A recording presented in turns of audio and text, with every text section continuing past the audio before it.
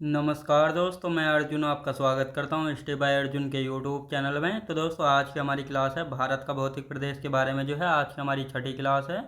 तो दोस्तों, वीडियो को अंत तक जरूर देखना ताकि सभी क्वेश्चन जो है आपको आसानी से याद हो जाएं। साथ ही दोस्तों, अगर आप हमारे चैनल पर पहली बार आएँ तो हमारे चैनल को भी सब्सक्राइब कर लीजिएगा, साथ ही बेल आइकन को प्रेस कर लीजिएगा ताकि हमारे आने वाले वीडियो का नोटिफिकेशन जो है आप तक पहुँचता रहे। चलिए दोस्तों, वीडियो को स्टार्ट करते हैं।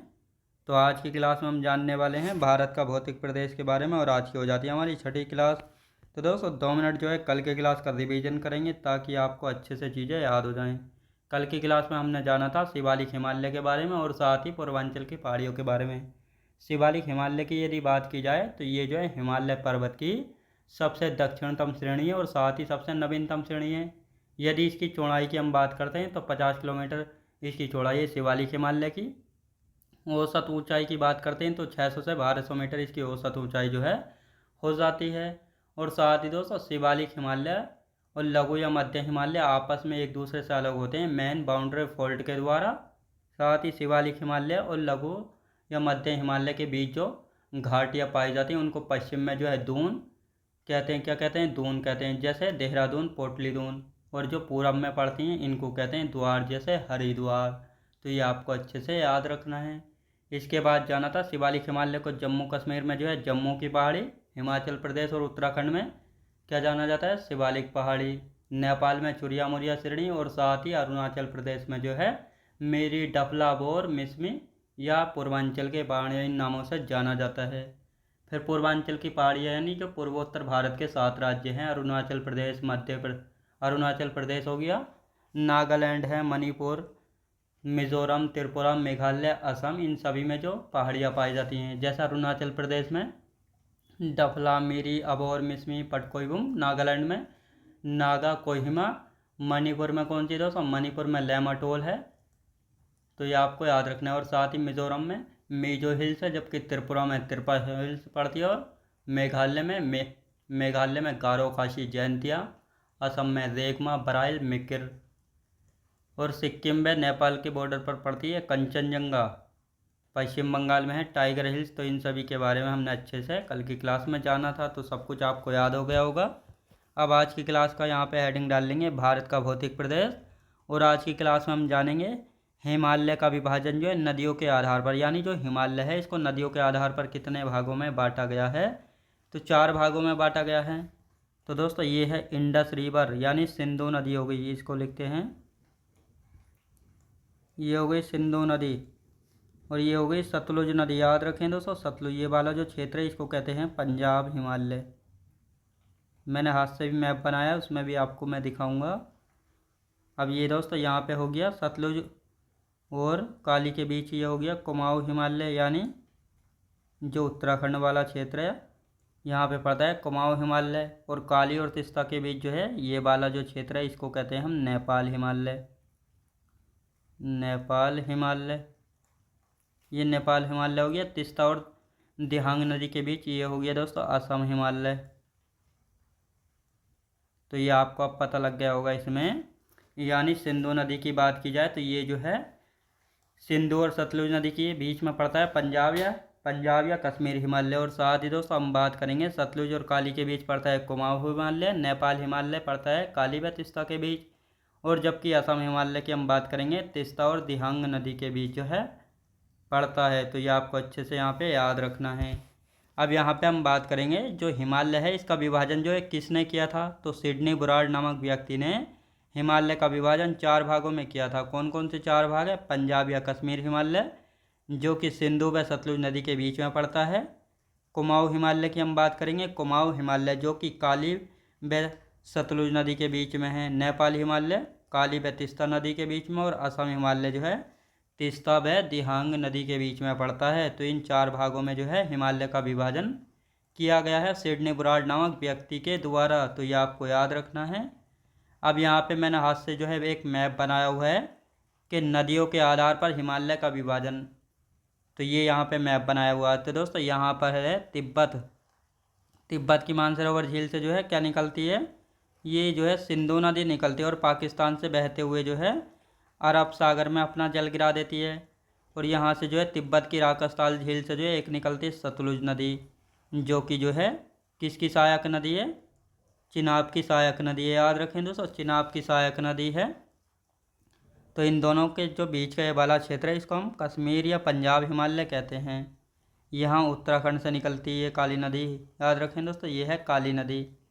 काली और सतलुज नदी के बीच में पड़ता है कुमाऊं हिमालय। कहाँ पे दोस्तों, काली व सतलुज नदी के बीच में पड़ता है कुमाऊं हिमालय, लगभग उत्तराखंड वाला क्षेत्र है। अभी दोस्तों यहाँ से निकलती है तीस्ता नदी सिक्किम से। काली और तीस्ता नदी के बीच में आपको दिखाई दे रहा होगा ये वाला जो है ये नेपाल का क्षेत्र है, तो इसको कहते हैं नेपाल हिमालय। अब ये इधर हो गई तीस्ता और इधर हो गई दिहांग। दिहांग की यदि हम बात करेंगे तो ब्रह्मपुत्र नदी जब भारत में एंटर करती है तो अरुणाचल प्रदेश से एंटर करती है, और अरुणाचल प्रदेश में जो है ब्रह्मपुत्र नदी को दिहांग नदी के नाम से जाना जाता है। तीस्ता और दिहांग नदी के बीच का जो हिमालय है इसको कहते हैं हम असम हिमालय। किस नाम से दोस्तों, असम हिमालय कहते हैं। तो ये आपको पता लग गया होगा कौन सा हिमालय किन दो नदियों के बीच में पड़ता है। तो अब इनको एक एक करके जो है एक्सप्लेन करते हैं ताकि आपको अच्छे से याद हो जाए। जैसे हम बात करेंगे पंजाब या कश्मीर हिमालय। पंजाब या कश्मीर हिमालय की यदि बात करेंगे तो ये जो है 500 किलोमीटर लॉन्ग है। कितना, कश्मीर या पंजाब हिमालय की यदि बात करेंगे तो ये जो है 560 किलोमीटर लॉन्ग है, और ये जो है सिंधु व सतलुज नदियों के बीच स्थित है। सिंधु व सतलुज नदियों के बीच स्थित है। और साथ ही जो पंजाब या कश्मीर हिमालय इसकी हाईएस्ट पीक यानी सबसे ऊंची चोटी नंगा पर्वत, जिसकी हाइट है 2600 नहीं बल्कि 8126 मीटर। कितनी, 8126 मीटर। अब यहाँ पे वैष्णो देवी का मंदिर है, अमरनाथ गुफा मंदिर है, और एक मुस्लिम तीर्थ भी पड़ता है जिसका नाम है चरारे शरीफ। क्या दोस्तों, चरारे शरीफ। तो ये सभी जो है पंजाब हिमालय कश्मीर हिमालय के बारे में। 560 किलोमीटर लॉन्ग है, सतलुज व सिंधु नदियों के बीच है। हाईएस्ट पीक नंगा पर्वत 8126 मीटर हाइट है। वैष्णो देवी मंदिर, अमरनाथ गुफा मंदिर, साथ ही मुस्लिम तीर्थ चरारे शरीफ यहीं पे पड़ता है। तो ये आपको अच्छे से यहाँ पे याद रखना है। अब आते हैं दूसरे हिमालय के बारे में। दूसरा हिमालय है कुमाऊं हिमालय। कुमाऊं हिमालय अभी मैंने आपको बताया था, ये जो है सतलुज व काली नदियों के बीच स्थित है। कहाँ पे, सतलुज व काली नदियों के बीच स्थित है। 320 किलोमीटर लॉन्ग है। कितना दोस्तों, 320 किलोमीटर लंबा है, याद रखेंगे। और हाईएस्ट पीक है नंदा देवी 7817 मीटर इसकी हाइट हो जाती है कुमाऊं हिमालय की। तो कुमाऊं हिमालय भी आपको पता लग गया होगा, सतलुज व काली नदी के बीच स्थित है। 320 किलोमीटर लॉन्ग है। हाईएस्ट पीक नंदा देवी जिसकी हाइट है 7817 मीटर।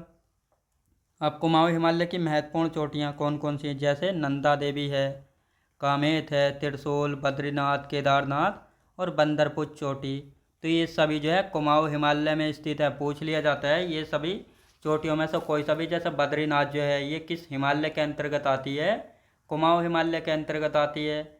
और कुमाऊं हिमालय मुख्यतः कहाँ पे पड़ता है, उत्तराखंड राज्य में पड़ता है। तो चाहे उत्तराखंड आए या कुमाऊं हिमालय, तो ये आपको याद रखना है। और ये सभी चोटियाँ उत्तराखंड राज्य में स्थित हैं, तो ये आपको याद रखना है।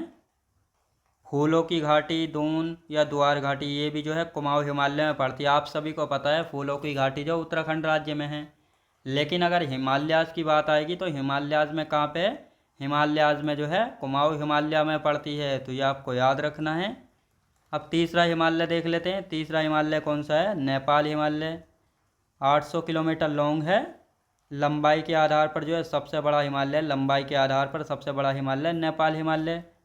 काली व तीस्ता नदियों के बीच स्थित है। काली व तीस्ता नदियों के बीच स्थित है। हाईएस्ट पीक है माउंट एवरेस्ट जिसकी हाइट है 8848.86 मीटर। और हिमालय की सभी ऊंची चोटियां नेपाल हिमालय के अंतर्गत आती हैं। तो कौन कौन सी हिमालय की सबसे ऊंची चोटियां हैं जो कि किसके अंतर्गत आती हैं, नेपाल हिमालय के अंतर्गत आती हैं, जैसे Dhaulagiri, Annapurna, Manaslu, Mount Everest, Mount Cho Oyu, Lhotse, Makalu और कंचनजंगा। तो ये सभी जो है दोस्तों नेपाल हिमालय के अंतर्गत आती हैं ये सारी चोटियाँ। तो ये आपको याद रखना है। अब यहाँ पे मैंने एक मैप बनाया हुआ है, ये है दोस्तों नेपाल का मैंने मैप बना रखा है यहाँ पे। तो ये पड़ता है दोस्तों, ये वाला कौन सा है, ये है धौलागिरी पर्वत जिसको हम श्वेत पर्वत के नाम से कहते हैं। किस नाम से, श्वेत पर्वत के नाम से। ये वाला कौन सा है, इसको कहते हैं अन्नपूर्णा पर्वत जो कि साइलेंट किलर के नाम से मशहूर है। फिर आता है ये मंसालू पर्वत। फिर ये आता है माउंट एवरेस्ट पर्वत जिसकी हाइट है कितनी 8,848.86 मीटर, नेपाल में है और नेपाल की भी सबसे ऊंची चोटी और विश्व की भी। फिर कौन सा आता है दोस्तों, यहाँ पे आता है माउंट चो ओयो पर्वत। फिर क्या है लाओत्से पर्वत। इसके बाद कौन सा है मकालू पर्वत। फिर है ये कंचनजंगा जो कि नेपाल व सिक्किम के बॉर्डर पर स्थित है, 8586 मीटर इसकी हाइट है, तो ये आपको याद रखना है। और भारत में जो है हिमालय की सबसे ऊंची चोटी भी इसको कहा जाता है। गोसाई थान पर्वत भी नेपाल में ही स्थित है, तो दोस्तों ये आपको याद रखना है। तो दोस्तों ये थी नेपाल हिमालय में सर्वाधिक ऊंची चोटियाँ। अब यहाँ पे हम बात करते हैं चौथे की, असम हिमालय जिसकी हाइट है 720 किलोमीटर। कितने 720 किलोमीटर है। ये तीस्ता व दियांग नदियों के बीच स्थित है और हाईएस्ट पीक है इसकी नामचा बरवा। बस इसके बारे में इतना ही खास है, तो ये आपको याद रखना है। आज की क्लास हमारी यहीं तक रहेगी। तो दोस्तों मैं उम्मीद करता हूँ आपको वीडियो क्वालिटी कंटेंट वगैरह सभी कुछ आपको पसंद आया होगा। पसंद आया तो लाइक शेयर और सब्सक्राइब करना बिल्कुल भी ना भूलें। साथ ही दोस्तों अगर आप हमारे चैनल पर पहली बार आएँ तो हमारे चैनल को भी सब्सक्राइब कर लीजिएगा, साथ ही बेल आइकन को प्रेस कर लीजिएगा ताकि हमारे आने वाले वीडियो का नोटिफिकेशन जो है आप तक पहुँचता रहे। चलिए दोस्तों मिलते हैं नेक्स्ट वीडियोज़ में।